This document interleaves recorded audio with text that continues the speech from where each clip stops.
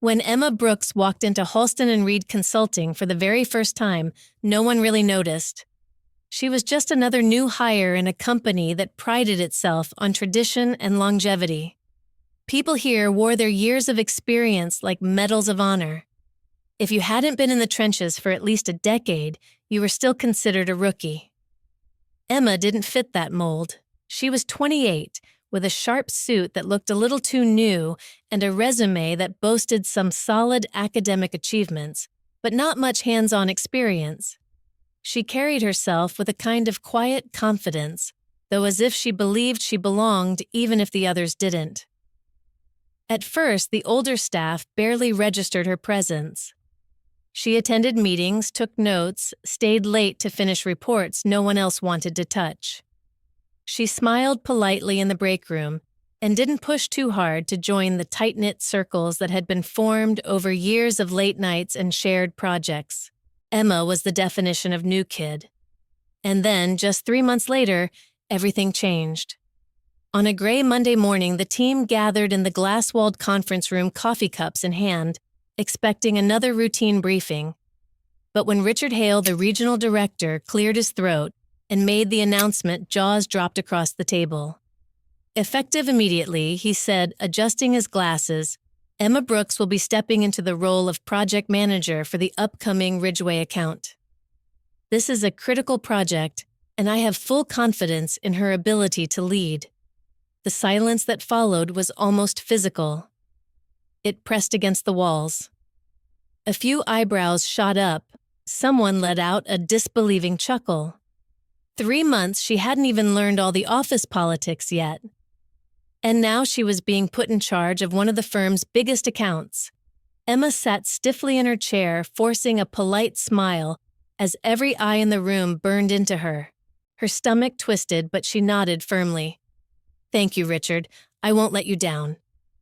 The meeting adjourned, but the whispers began before the chairs had even stopped scraping against the floor. Did he just say, "Emma," one voice hissed in the hallway. "You've got to be kidding me." 3 months, another scoffed. She must have something on him, someone muttered darkly. By lunchtime, the office buzzed with speculation. People traded theories over sandwiches and lattes. Some said Emma must have personal ties to Richard.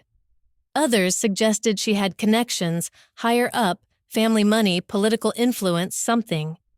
Because the alternative that she had earned it was simply unthinkable to them. Emma heard fragments of the rumors. In the elevator, she caught the tail end of a sentence, sleeping her way to the top.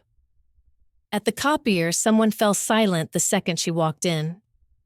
She pretended not to notice, but each word stung. Still, she held her head high. When she got home that night, she stared at herself in the bathroom mirror, tugged off her blazer, and whispered, "You asked for this. Now prove them wrong." She didn't know it yet, but the promotion wasn't just a career move. It was the spark that would ignite weeks of tension, resentment, and one of the most critical challenges of her life at Halston Reed. But what she didn't realize was that earning the title was only the first battle. The real challenge was surviving the office politics that followed. The promotion should have been a moment of celebration. In theory, when someone in the firm climbed the ladder, the team rallied around them. That was the Halston Reed way, or at least that's what the company handbook claimed. In reality, Emma's sudden rise was like tossing a lit match into a dry field. The fire spread quickly. It started small. A few colleagues conveniently forgot to copy her on emails. In meetings, people spoke over her or ignored her suggestions as if her voice had no weight. Reports that should have been handed in on time arrived late or worse, not at all. Little inconveniences piled up until Emma realized they weren't accidents. They were deliberate. At first, she tried to brush it off. They just need time, she told herself. They'll come around. But the murmurs in the corridors grew louder, feeding off each other. She's never managed a project before. 3 months in, and she's already a manager. Please, Richard must owe her family a favor.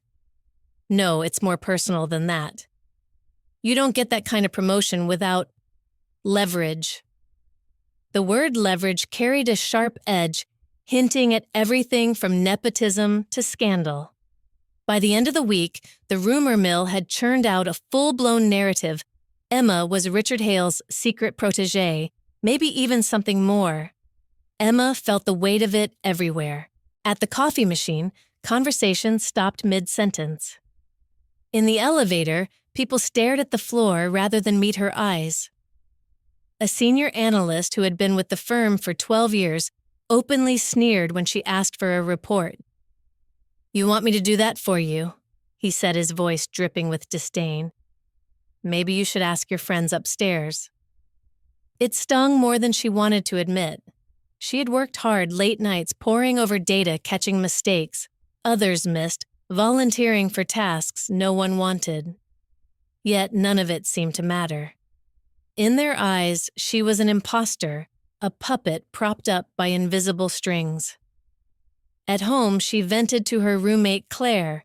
"They don't even give me a chance," Emma said, slamming her laptop shut after yet another cold email reply.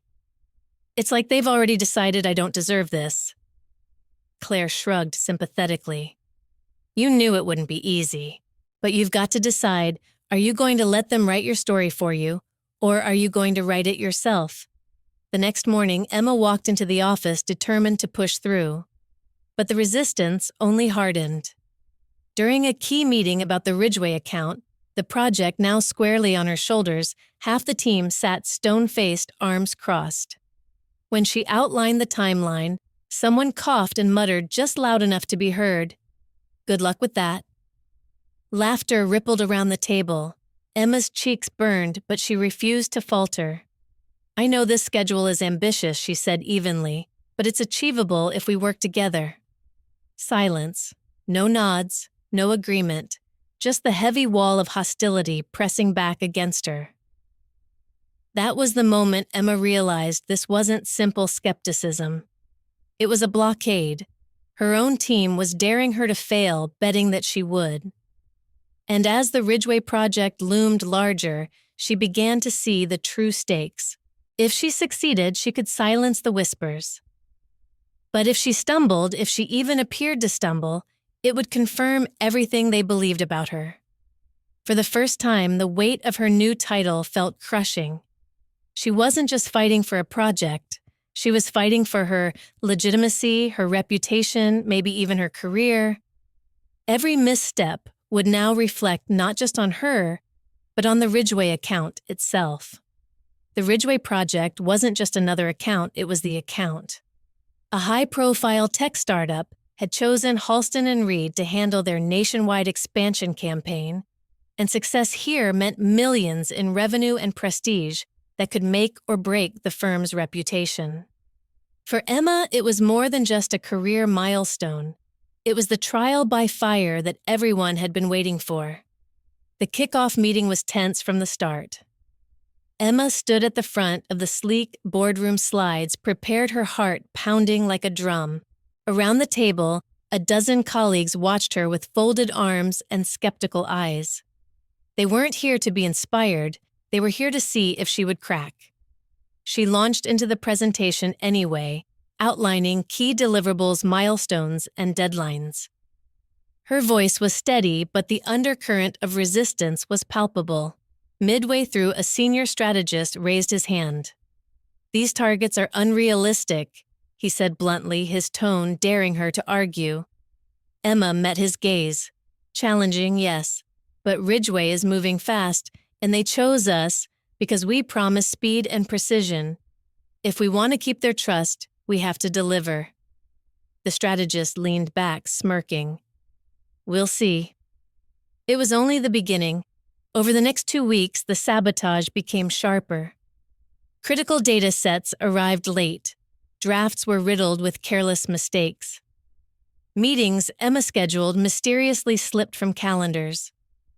And when she pushed back, some responded with thinly veiled contempt. "Maybe you're just not cut out for this level of responsibility," one senior analyst said during a late-night review session, his voice dripping with faux concern. Emma clenched her fist under the table. She wanted to scream, But instead, she forced herself to say, "We don't have the luxury of slowing down. Ridgway expects results."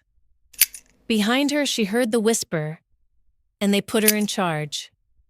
Each day felt like walking a tightrope over open flames. She couldn't afford a single misstep, but the rope itself was being shaken by the very people who were supposed to hold it steady. The real crisis came on a Wednesday afternoon 3 weeks into the project. Emma was reviewing a client-facing proposal, one that needed to be flawless before going out.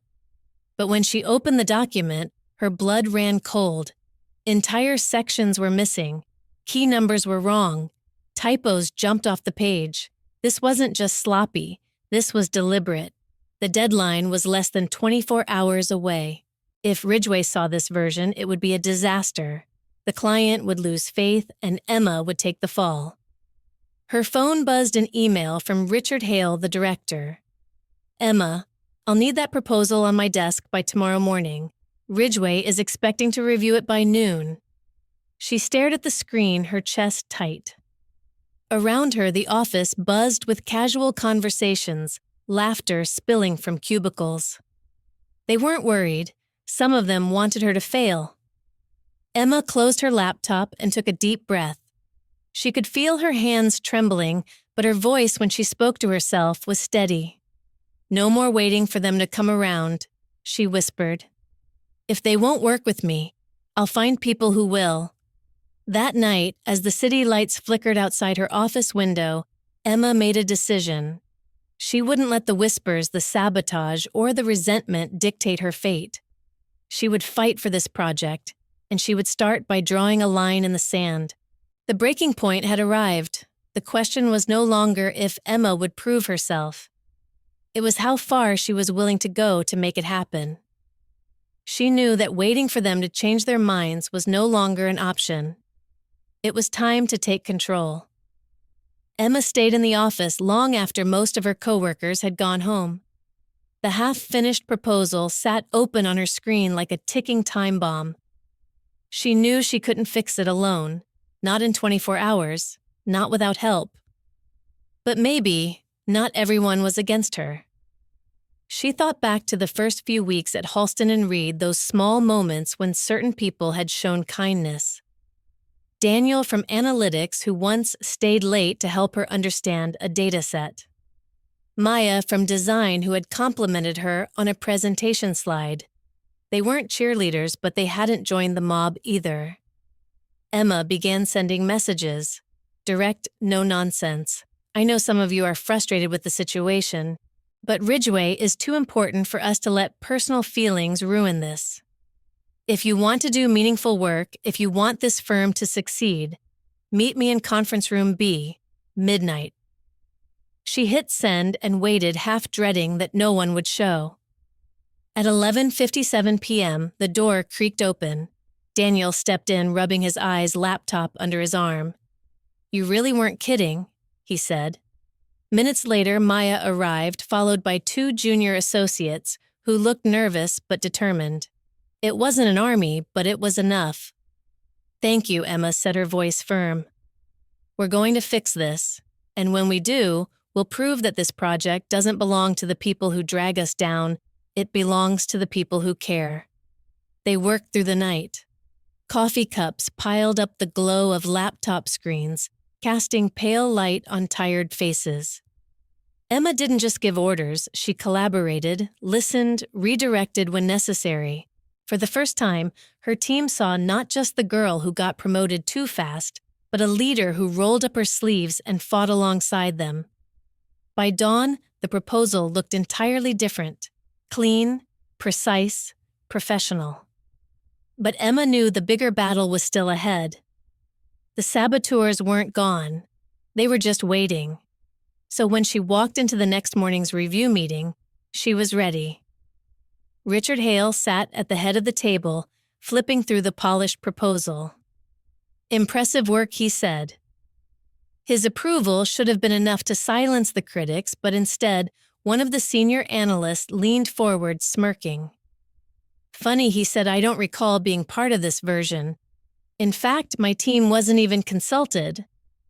How exactly was this completed? Emma locked eyes with him. Her voice was calm but sharp enough to cut glass. It was completed by the people who actually wanted it to succeed. Those who didn't contribute by choice don't get to claim credit. From now on, I'll only assign tasks to those who are willing to pull their weight. If you're here to sabotage, step aside. A hush fell over the room. It was the first time anyone had heard Emma confront the resistance so openly. A few of her allies straightened in their seats, emboldened.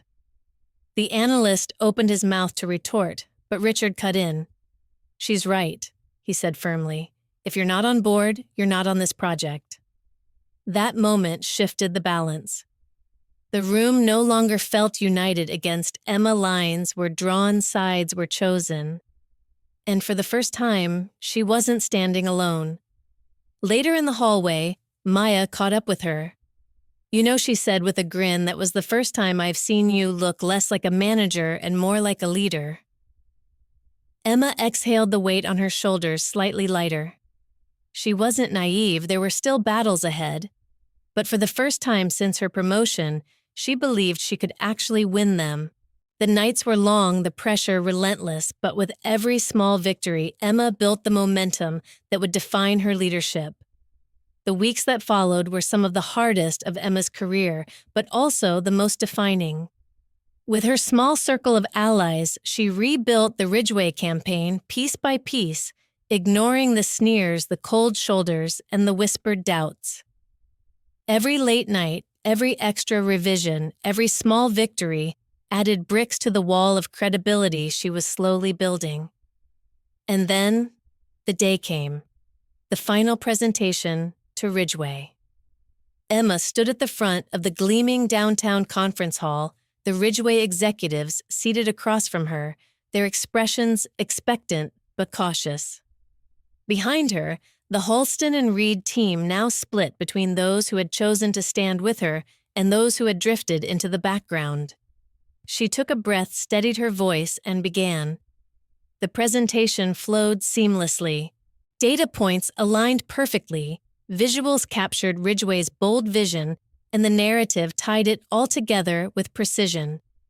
Every time she glanced at her team, she saw Daniel nodding in support, Maya clicking confidently through slides. For the first time, Emma felt not like a newcomer trying to survive, but like the leader of something real. When she wrapped up, there was a pause, a long, breathless silence. Then the Ridgeway CEO leaned back in his chair and smiled. "This," he said, tapping the proposal with his finger, "is exactly what we were looking for. Consider us impressed." Relief washed over Emma so strong she nearly staggered. Applause broke out first, polite, then genuine. Even Richard Hale, usually so restrained, allowed himself a small grin. But the real victory came afterward. As the team filed out, the same senior analyst who had mocked her weeks earlier lingered by the door. His expression was unreadable. For a moment, Emma thought he might try another jab. Instead, he gave a curt nod. Not an apology, not approval, but acknowledgement. It was enough. Back at the office, word of Ridgeway's approval spread like wildfire. The whispers changed tone. No longer about scandal or shortcuts, but about the impossible schedule Emma had pulled off. The project everyone had secretly hoped she would fail at had become a triumph that lifted the entire firm's reputation. That evening, as the sun dipped behind the skyline, Emma sat alone in her office, the city lights flickering on one by one. She thought about the past few months, the whispers, the doubts, the loneliness. The moments when she had questioned everything. She smiled to herself, not out of arrogance, but out of quiet pride. She had been tested, pushed to the edge, nearly broken. But she hadn't just survived, she had proven that she belonged. Her phone buzzed, a message from Claire, her roommate. "So did you show them who's boss?" Emma typed back, "Not the boss, a leader." And for the first time since her promotion, she believed it.